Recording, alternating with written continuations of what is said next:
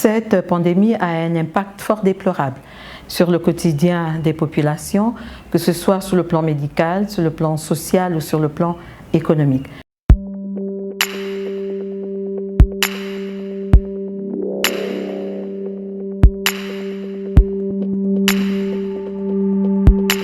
Mon rôle en tant que parlementaire est d'informer et de sensibiliser et d'accompagner dans ce sens les institutions pour asseoir les stratégies idoines afin que cette pandémie ne soit pas un lourd fardeau pour les populations.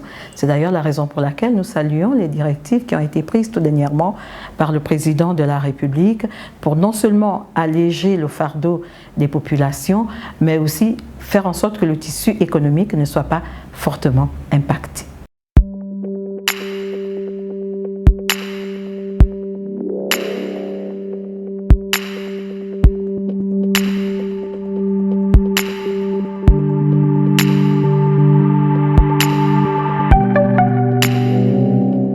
Actuellement, 30 cas ont été détectés positifs au Covid-19 au niveau du Gabon. Nous avons enregistré un décès et un cas guéri. Et au 3 avril, il y avait 453 cas contacts suivis, dont 367 à domicile et 86 confinés dans des structures réquisitionnées pour la circonstance. Les autorités gabonaises ont pris des directives afin non seulement de sensibiliser, d'informer les populations, mais aussi d'énoncer un certain nombre de stratégies conformes à la norme OMS qui a emmené les populations au respect des normes barrières, mais aussi de la distanciation sociale compte tenu de l'impact de cette pandémie sur les populations.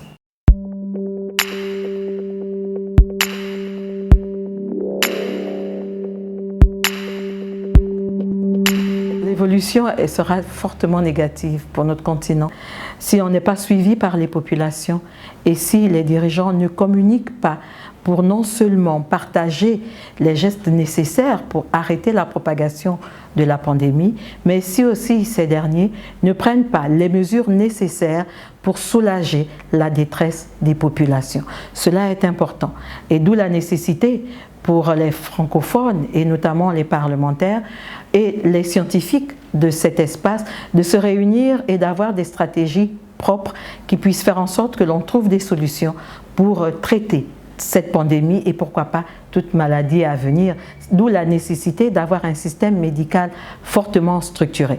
Et d'ailleurs, j'invite notre espace francophone à avoir un groupe de parlementaires qui pourraient réfléchir sur la question lors de notre prochaine réunion et dont l'ordre du jour portera essentiellement sur l'impact du Covid-19 dans l'espace francophone.